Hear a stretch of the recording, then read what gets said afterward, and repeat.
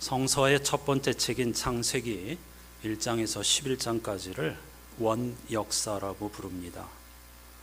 원역사라는 것은 정확히 언제 일어난 사건인지 과학적으로, 객관적으로는 확인이 불가능한 시기의 역사라는 뜻입니다. 철학 용어로 표현하자면 형이상학이라고 할 수 있습니다. 우리말로 풀어보라고 한다면 보이는 것들의 감추어진 배경이라고 저는 풀이하고 싶습니다. 그런데 이런 이야기는 객관적으로 확인 불가능한 것이기에 당연히 객관적 글쓰기로도 표현할 수 없습니다. 이것이 많은 민족이 저마다의 기원을, 그리고 기원에 대한 질문을 신화라는 문학적 장치로 기록한 이유입니다. 따라서 창세기 1장에서 11장은 보이는 것들의 감추어진 배경에 관한 고대 히브리 사람들의 고민과 성찰의 결과물을 문학적이고 은유적이고 신화적인 글쓰기로 풀어놓은 것입니다. 문자적으로 읽으면 길을 잃게 된다는 뜻이죠. 선악과 홍수 이야기, 바벨탑 이야기, 이런 것들을 글자 그대로 읽으면 완전히 엉뚱한 곳으로 가게 됩니다. 오늘 본문은 원역사의 마지막 주제인 이른바 바벨탑 이야기입니다. 저는 한 주간 동안 이 주제에 관한 유대 사상가와 신학자의 책을 다시 찾아 읽으면서 보냈습니다. 이미 배운 것과 새로 알게 된 것들의 기쁨을 여러분들에게 전할 생각에 마음이 뜨거워졌고 조급해졌습니다. 그런데 주일이 다가올수록 고민이 생겼습니다. 한마디로 그 내용이 너무 깊었기 때문이죠. 이 신학자 유대 랍비들의 사상, 그것을 어떻게 풀어낼 수 있을까? 읽고 또 읽고 한참을 정리하다가 갑자기 작년에 읽은 이승우 소설가의 책이 생각났습니다. 그리고 고민 끝에 학자의 시선이 아닌 소설가의 눈이 되어보기로 했습니다. 그것이 여러분들에게 더 유익할 거라고 생각했기 때문이죠. 이제부터 하나님께서 고대 신할 평야에서 바벨탑을 쌓았던 이들을 혼내시려고 그걸 무너뜨리고 흩으셨다 하는 신학자의 시선이 아닌 소설가의 눈으로 오늘 본문의 이야기를 따라가 보겠습니다. 작가 이승우는 바벨탑 이야기를 야곱이 에서를 피해 하란으로 향하는 도중, 도망자의 길이었죠. 유명한 본문입니다. 창세기 28장 베델이라고 하는 한 들판에서 돌베개를 베고 피곤에 지친 눈을 잠시 감은 것에서부터 바벨탑 이야기를 시작합니다. 눈을 감고 들으셔도 괜찮을 것 같습니다. 그는 눈을 감았다. 눈을 감았는데도 꿈틀거리고 출렁이는 별들이 보였다. 그리고 그는 보았다. 꿈틀거리고 출렁이는 별들이 이리저리 움직이며 어떤 형체를 만드는 것을. 야곱은 별들이 자기에게 보여주기 위해 만든 것이 거대한 탑이라고 생각했다. 땅을 딛고 하늘에 닿아 있는 거대한 탑. 처음 보는 탑이지만 낯설지는 않았다. 낯설지는 않았지만 놀랍기는 했다. 세상이 만들어진 이후 땅에서 일어난 이야기들은 입에서 입으로 후손에게 전해졌다. 이야기하는 걸 좋아하는 사람은 언제나 있었다. 어린 시절 야곱은 장막 안에서 많은 이야기를 들었다. 야곱은 이야기 듣는 것을 좋아했다. 그가 흥미있게 듣고 인상 깊게 기억하고 있는 이야기 중 하나가 그 탑 이야기였다. 그때 도시를 만든 사람들은 하늘에 탑을 쌓자고 합의했다. 탑을 쌓아 하늘까지 올라가자. 그래서 우리 이름을 떨치고 한데 모여 살자. 그들은 하늘을 탐냈다. 하늘의 작용 아래 있어야 하는 땅의 사람인 그들은 하늘에 이르러 땅에 대한 하늘의 작용을 빼앗고자 했다. 하늘에 닿기만 하면 하늘로부터 자유로워질 수 있을 거라고 그들은 생각했다. 그리고 그것은 불가능하지 않아 보였다. 불가능한 것처럼 보이는 일을 해낸, 도시를 만들어낸 사람들의 자부심은 하늘을 찔렀다. 함께 힘을 합하면 할 수 없는 것이 없다고 그들은 생각했다. 하늘도 차지할 수 있다고 그들은 생각했다. 하늘은 높은 곳에 있었지만 그들의 눈에 보였기 때문이다. 하늘은 멀리 있었지만 늘 그곳에 있었기 때문이다. 달아나지 않는 한 잡을 수 있다는 자신감이 그들에게는 있었다. 하늘이 달아날 리가 없으므로 그들의 자신감이 사라질 일도 없었다. 그들은 벽돌을 만들어 굽고 땅에 튼튼한 기초를 놓고 벽돌과 벽돌 사이에 진흙을 발라 쌓아 올렸다. 사람들은 한데 모여 일했다. 노래하며 일했다. 노동은 축제와 같았다. 탑은 하늘을 향해 올라갔다. 마치 땅속에 뿌리를 깊이 내린 튼튼한 나무가 자라는 것처럼 탑은 조금씩 키를 키워나갔다. 하늘에 도달할 시간이 얼마 남지 않은 것 같았다. 그러나 하늘은 손에 닿지 않았다.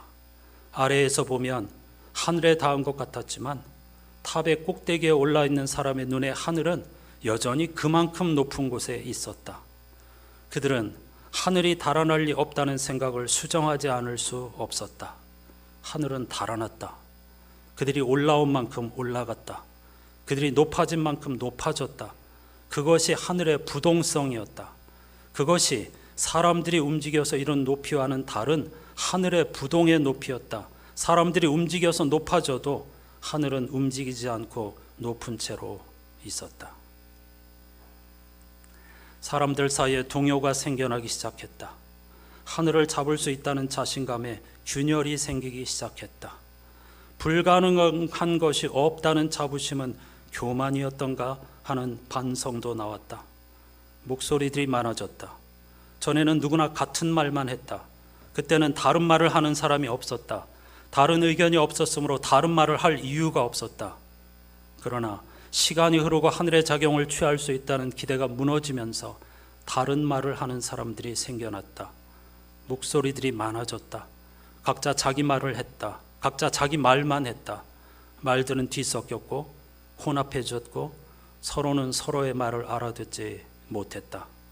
공사는 중단되었고 탑에서 땅으로 내려온 사람들은 땅 위로 흩어졌다. 바벨탑을 주제로 한 소설가 이승우의 글 일부를 발췌한 것입니다. 하나님께서 인간의 교만을 무력하게 하시려고 흩으셨다. 언어를 흩으셨다. 이런 표현 대신 그런 말 없이 인간의 욕망을 꾸짖는 통찰과 글솜씨가 부럽기만 합니다. 고대인들에게 세상은 위험과 재난, 기근 및 홍수로 가득 찬 글자 그대로 위험하고 위협적인 장소였습니다. 두려움 그 자체였습니다. 그 어떤 것에도 중요한 의미는 없었습니다. 그런데 놀랍게도 창세기는 세상이 좋다, 참 좋았다, 참 좋았다 이런 선언으로 시작합니다. 엄청난 선언입니다. 하나님이 보시기에 좋았다는 것은 세상이 이해할 수 있게 되었다는 뜻입니다. 그전에는 어디서 땅이 꺼질지, 어디서 화산이 폭발하여서 우리를 공격할지, 어떤 천재지변이 일어나서 인류가 사라질지 공포와 두려움, 대혼돈 속에서 살고 있었는데 고대의 히브리 사람들이 이 세상은 혼돈, 무질서가 아니고 하나님께서 질서 있게 창조하신 참으로 아름답고 조화로운 세상이다 라는 선언을 한 것입니다. 세상은 사람들의 생각처럼 맹목적 충돌과 우연의 연속이 아니라 창조주 하나님의 의지의 결과라는 선언입니다. 따라서 창조 이야기는 혼돈에서 질서가 천천히 하루하루 출현하는 것으로 펼쳐집니다. 대표적으로 저녁이 되고 아침이 되니라는 유명한 반복적인 표현은 혼돈이 질서로 변하였다는 뜻입니다.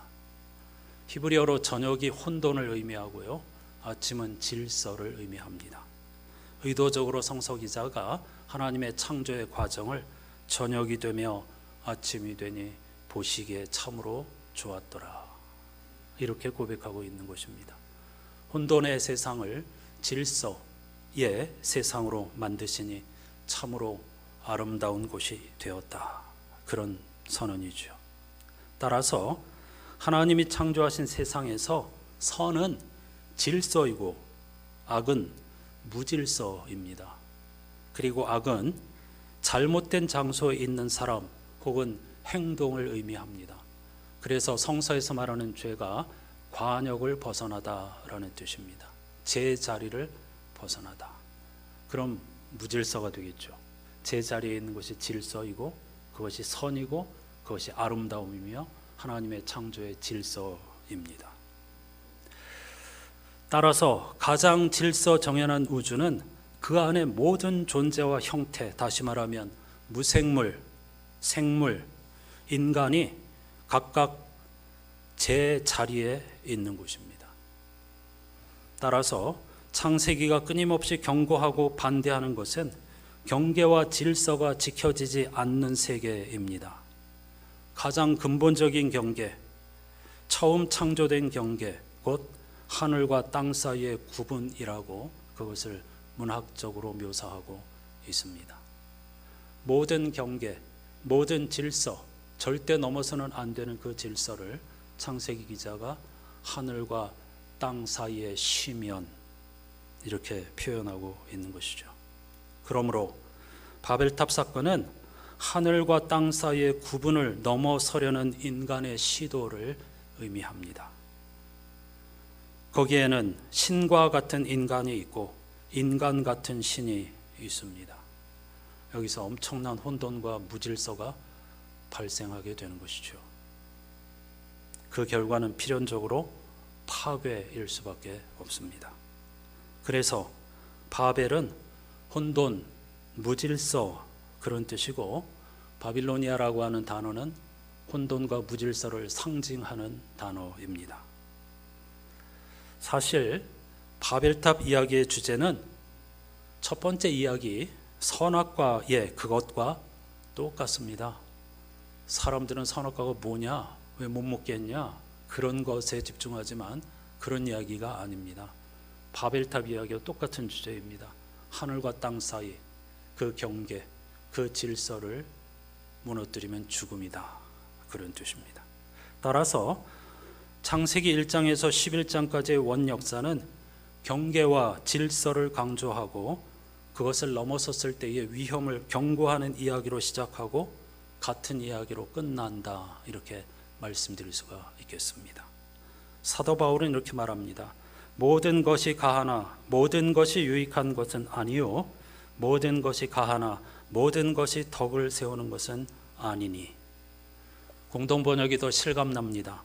누구나 나는 무슨 일이든지 할 자유가 있다 하고 말할 수 있습니다. 그러나 무슨 일이든지 해서 다 유익한 것은 아닙니다.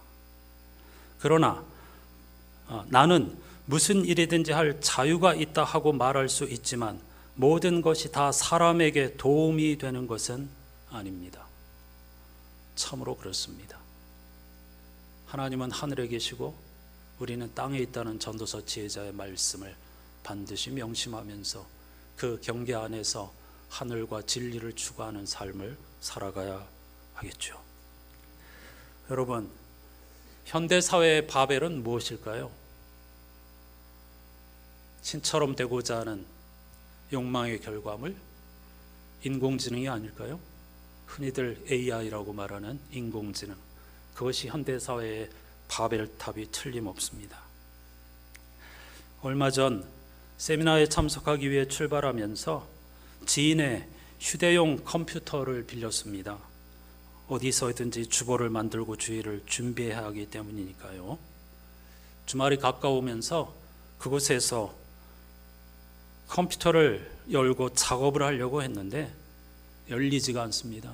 뚜껑이 열리지 않았다는 것이 아니고 작동이 안 된다는 뜻입니다. 요즘은 개인정보로 인하여서 수많은 비밀번호를 뚫어야만 열 수가 있습니다. 비번이 없어서가 문제가 아닙니다. 번번이 뭔가를 증명하랍니다. 가만히 생각해 보니까 당신이 인간이라는 사실을 증명하라는 겁니다. 여러 가지 질문을 하고 거기에 대답을 해야만 그 다음에 비번이 열리고 비번을 집어넣을 수 있고 그 다음에 창이 열려서 작업을 할 수가 있습니다. 충격이었습니다.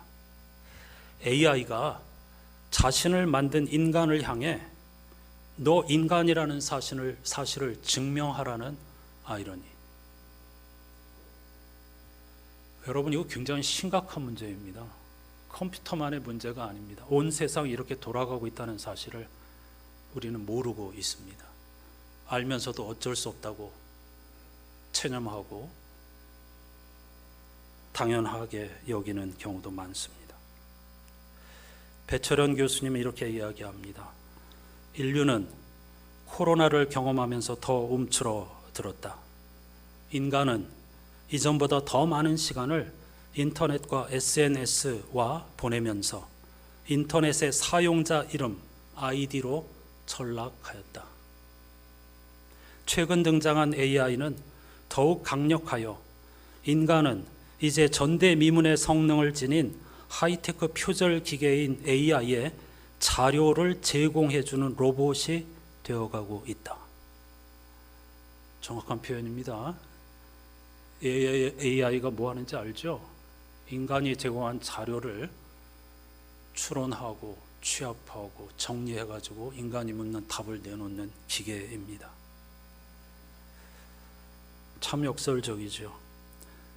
인간이 전대미문의 성능을 지닌 하이테크 표절 기계인 AI에 자료를 제공해주는 로봇이 되어가고 있다. 그러므로 인간이 이전과는 다른 혁신적인 삶의 문법을 제공하지 않는 한 AI를 다루는 소수의 인간이 대부분의 인간을 인터넷으로 지배하는 끔찍한 지옥으로 이미 진입하고 있다. 마귀가 무서운 게 아닙니다.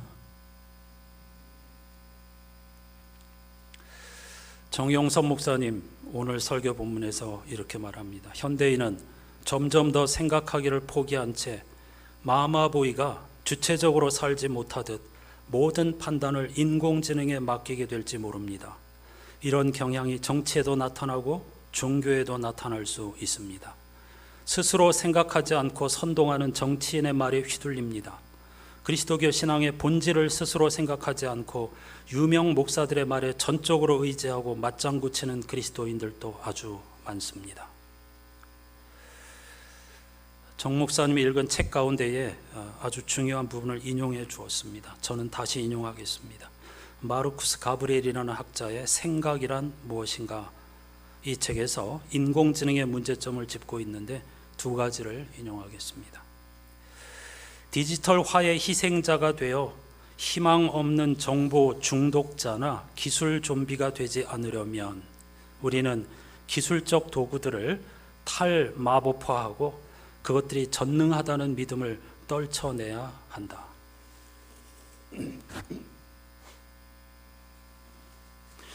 어떻게 하면 AI의 노예가 되지 않을 수 있는가, 그런 해결책이라고 할 수 있겠죠. 두 번째 문단입니다.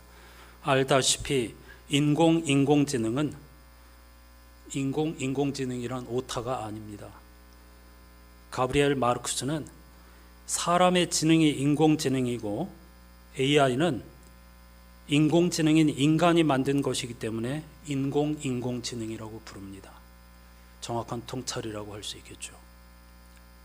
이렇게 사람이 만든 인공지능인 인공지능은 주로 군사적 목적으로 개발되었으며 지금은 인간 사회에 대한 지구적 감시망으로 기능한다. 디지털 혁명은 거대한 전쟁 기계다. 하루 종일 여러분 AI와 사십니다. 알게 모르게. 휴대전화는 기본이고요. 자동차, 컴퓨터 등등 모든 가전제품이 다 그렇습니다. 혹시 그런 경험을 하신 분, 저에게 상담을 하신 분도 있었는데요. 뭘 내가 건드렸는지 모르겠는데 자꾸 이상한 것이 폰에 뜬다. 아주 예민하고 민감한 기계이기 때문에 잘못 건드릴 수 있습니다. 근데 잘못 한 번만 건드리면 이 사람이, 이 인간이 여기에 관심이 있구나 해가지고 인공지능이 끝없이 이거 사세요, 이거 하세요 이렇게 보냅니다. 하루 종일 잠도 안 잡니다. 제가 AI를 사용하지 말아라, 멀리해라 그런 말씀을 드리는 게 아닙니다. 그럴 수는 없습니다. 슬기롭게 사용하되 노예가 되지 않도록 조심하지 않는다면 엄청난 혼돈, 다시 말하면 바벨을 경험하게 될 겁니다. 인류는 이것 때문에 멸망할지도 모릅니다. 이것이 바벨, 창세기 11장의 바벨탑 이야기가 주는 교훈이고요. 따라서 바벨탑 이야기에서 전하는 이 경계는, 하늘과 땅 사이의 경계는 인간의 유익을 위해서 반드시 필요하다, 이걸 가르쳐 줍니다. 그런데 이게 다가 아닙니다. 오순절 성령 강림절, 사도행전 2장에 보면은 성령 강림으로 인해서 언어가 하나가 되는 역사가 일어납니다. 모두가 한 언어를 쓰게 되었다는 뜻이 아닙니다. 성서 일과표 잘 읽어보십시오. 저마다 자기 나라 말로 들었다고 했습니다. 하나의 언어가 아닙니다. 각자의 사상이 담긴 각자의 언어를 사용하고 있지만 서로 소통하게 되었다는 뜻입니다. 저마다 자기만 옳다고 이야기하고, 아까 소설가의 표현대로 자기 말만 하던 사람들이 서로의 이야기에 귀를 기울이고 소통하고 공감하게 되었다는 뜻입니다. 이게 바로 성령의 역사입니다. 하늘과 땅 사이의 경계가 반드시 필요하지만 땅에서는 경계를 허물어야 합니다. 그게 오늘 성령 강림절의 핵심 가르침입니다. 오순절 성령의 역사가 그것을 강력하게 증거합니다. 성령은 위로자, 상담자, 보호자라는 뜻입니다. 따라서 성령 충만한 공동체라면 구별하거나 가르지 않고 소통하고 하나 되게 마련입니다. 알아듣지 못하는 설교, 알아듣지 못하는 예배, 알아듣지 못하는 말과 행동을 하는 목사와 성도는 교회의 덕을 세울 수 없을 뿐만 아니라 성령의 역사와 관련이 없다, 이렇게 말씀드리지 않을 수가 없습니다. 성령의 열매는 언제나 갈라진 틈과 사이를 예수 그리스도의 마음과 하나님의 뜻으로 메우고 하나 되게 만듭니다. 다시 말씀드립니다. 하나의 언어를 사용하는 게 아닙니다. 각자의 생각과 각자의 언어를 사용하는데 서로 귀를 기울이고 소통하고 협력하게 합니다. 만일 그렇지 않다면 성령과 아무 상관이 없고 어디서나 볼 수 있는 흔한 종교 공동체로 전락하게 됩니다. 마지막 식탁에서 약속하신 성령, 그리고 오순절에 임한 성령님은 교회의 존재 이유와 사명과 본질을 분명히 가르쳐 줍니다. 주님은 성령님을 통해서 같은 생각을 가진 사람들과 같은 생각을 가진 제자들만의 친교 모임과 같은 교회를 바벨탑처럼 흩으실 것입니다. 그리스도의 증인을 대신 세상 땅끝까지 보내주실 것입니다. 성령은 위로자, 상담자, 보호자라는 뜻의 보혜사로 불리지만은 구원의 선불과 보증이라는 의미도 갖고 있습니다. 구원과 생명 완성을 내다보며 앞으로 나아가게, 힘차게 앞으로 나아가게, 서로 어울려서 서로 소통하면서 하나님의 나라의 완성을 향해 나아가도록 힘써 도우시는 분이 바로 성령님이라는 뜻입니다. 이것이 성령 강림절을 첫 열매를 통해 미래의 결실을 내다보는 맥추감사주일로 예배하는 이유입니다. 찬송가 193장은 그 변화의 바람과 역동성을 이렇게 내다봅니다. 성령의 봄바람이 불어오면 믿음의 새싹이 움터오고 메마른 영혼을 적셔 주므로 마음의 기쁨이 넘쳐난다고 말이죠. 성령의 생수를 마시는 자는 갈급한 심령이 해갈될 뿐만 아니라 마음의 평화를 누리고 시기와 질투가 사라지고 이웃과 한 형제 자매가 된답니다. 이런 세상을 내다보는 고백으로 함께 찬양하십시다.